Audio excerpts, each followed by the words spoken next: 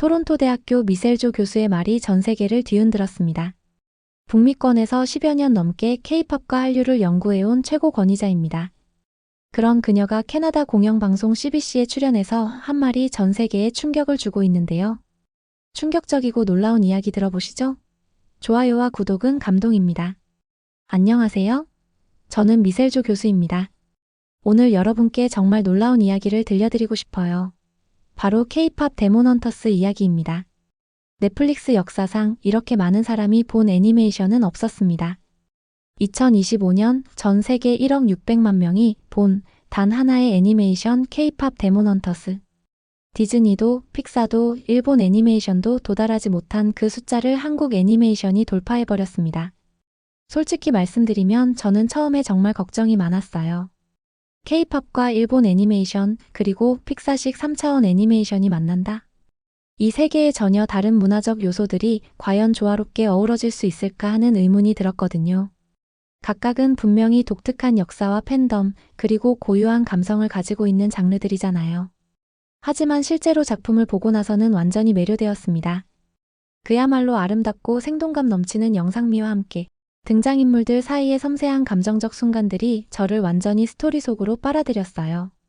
특히 작품 속에 등장하는 음악들은 정말 놀라웠습니다. 그런데 더 놀라운 건 그 인기의 그래프가 거꾸로 올라가고 있다는 겁니다. 보통 첫 주가 피크고 이후는 급락하죠? 하지만 K-팝 데몬 헌터스는 달랐습니다. 5주차에 오히려 최고 시청률을 경신하며 역주행 신화를 만들었어요. SNS를 타고 입소문이 퍼졌고 해외 유명 유튜버들의 리액션 영상이 줄을 이으며 뒤늦게 이 작품을 보는 사람이 폭발적으로 늘어난 겁니다. 결과는 넷플릭스 2분기 수익 약 15조 원. 그 실적 보고서의 맨 앞에는 당당히 K-팝 데몬 헌터스가 자리했습니다. 41개국에서 넷플릭스 1위를 차지한 이 작품이 왜 이렇게 큰 성공을 거둘 수 있었는지 저는 연구자로서 분석해봤는데요. 가장 큰 이유는 한국 문화에 대한 놀라울 정도로 세심하고 정확한 묘사 때문이었습니다. 주인공 걸그룹인 헌트릭스의 루미, 미라, 조이는 블랙핑크, 트와이스, 있지 같은 실제 걸그룹들에서 영감을 받았어요. 그리고 악령 보이그룹인 사자보이즈는 방탄소년단, 스트레이키즈, 빅뱅 등 글로벌 팬들에게 익숙한 보이그룹들을 참고해서 탄생했습니다. 하지만 진짜 압권은 한국 전통문화 요소들의 재현이었어요. 각 멤버가 무대 의상의 액세서리로 착용한 놀이개는 너무나 아름다워서 외국 팬들이 제발 굿즈로 팔아달라고 요청할 정도였거든요. 헌트릭스가 악령을 물리칠 때 사용하는 무기인 사인검도 화제가 됐습니다. 조선시대 전통 무기인 사인검에 새겨진 북두칠성과 28수 별자리까지 완벽하게 구현해놨더라고요. 해외 팬들은 말했습니다. 이거 너무 한국 같다. 루미가 걸었던 거리, 떡볶이 먹던 포장마차. 진짜냐? 그 골목, 그 가게. 우리도 가고 싶다. 그런 반응이 쏟아졌고 결과는 대한민국 관광 대폭발.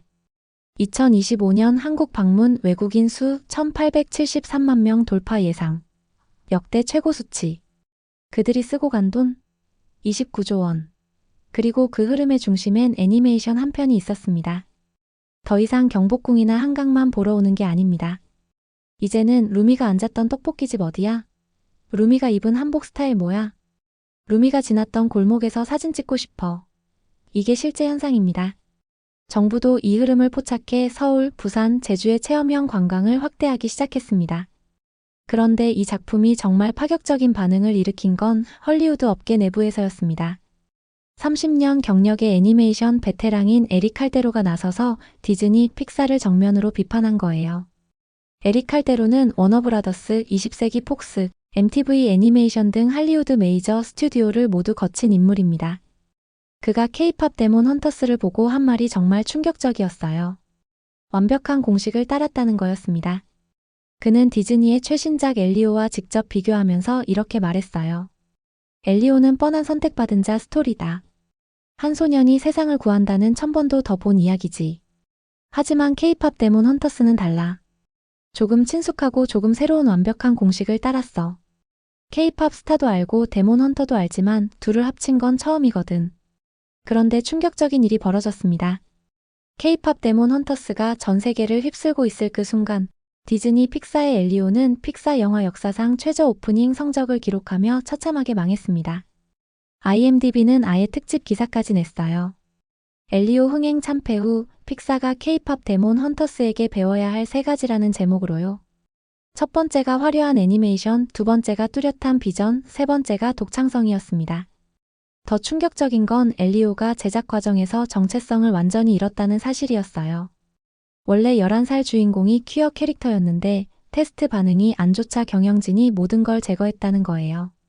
감독은 사퇴하고 직원들은 반발하면서 디즈니의 정치적 올바름 추구가 만든 참극이 되어버린 거죠.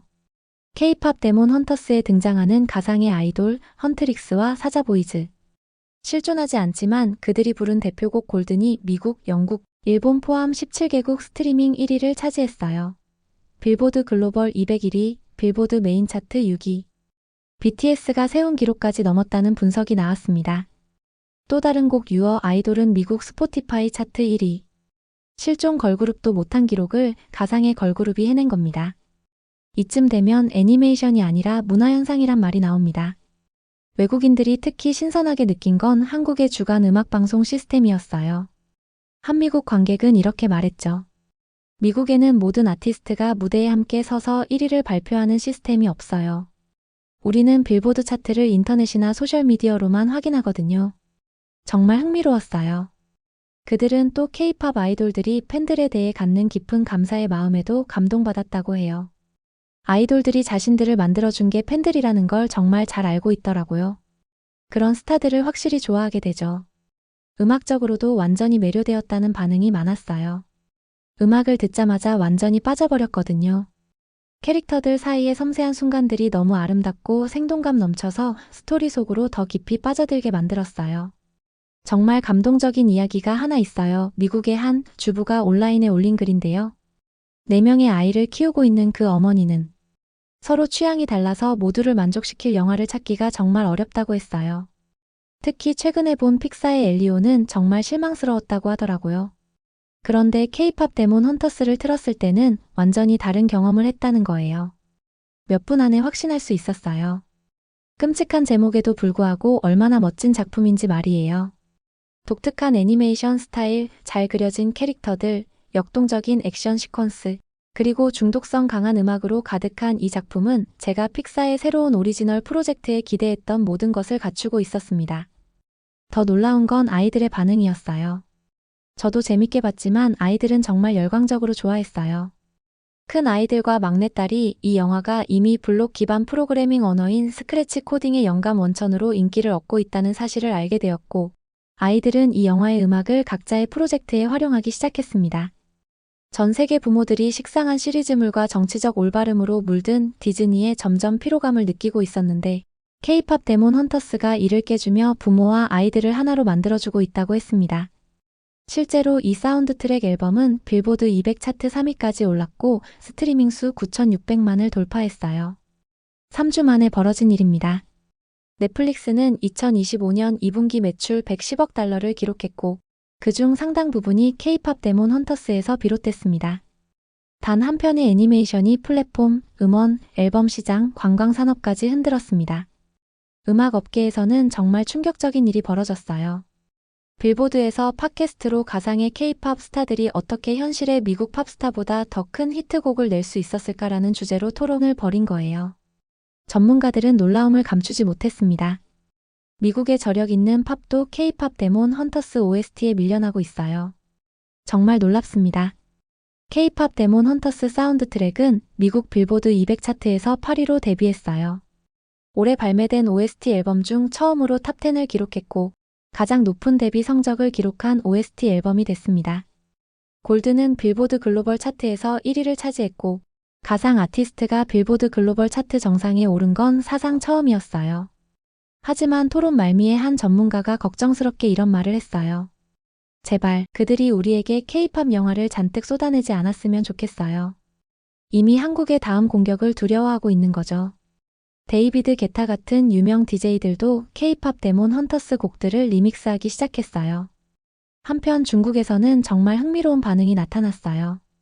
중국에서는 넷플릭스가 공식적으로 서비스되지 않는데도 불구하고 불법 시청을 통해 K-팝 데몬 헌터스를 본 중국 네티즌들이 천여 건의 리뷰를 더우반에 올렸거든요.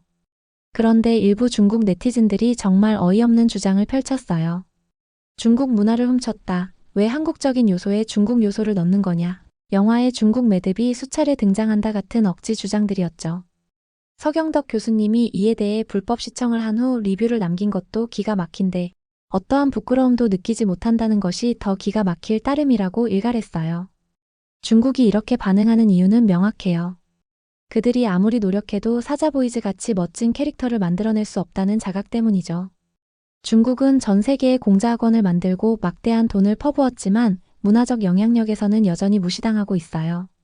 반면 한국은 가만히 있어도 외국에서 알아서 K-팝과 한국을 홍보해주니까 더 열받는 거죠. 반대로 서구권에서는 K-팝 데몬 헌터스를 정말 반갑게 맞아들였어요. 한 서양 관객은 오랜만에 등장한 한국식 애니메이션이라 정말 반가웠어요. 갓 오브 하이스쿨 이후로 한국 애니를 본 게 얼마만인지 이런 작품이 더 많이 나왔으면 좋겠어요 라고 말했습니다. 정말 놀라운 일이 계속해서 벌어지고 있어요.